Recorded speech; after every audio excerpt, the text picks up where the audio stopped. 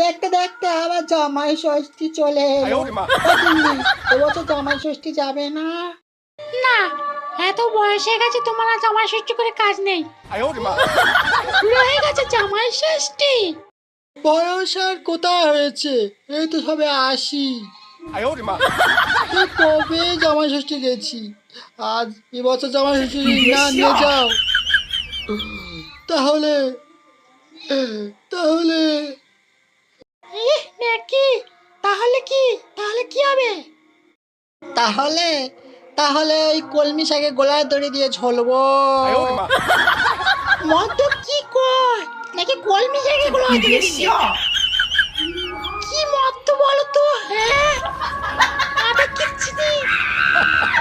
আচ্ছা তোমরাই বলো, বয়স হলে কি জামাই ষষ্ঠী হয় না? এই বুড়ি, ঠিক আছে জামাই ষষ্ঠী করতে হবে না।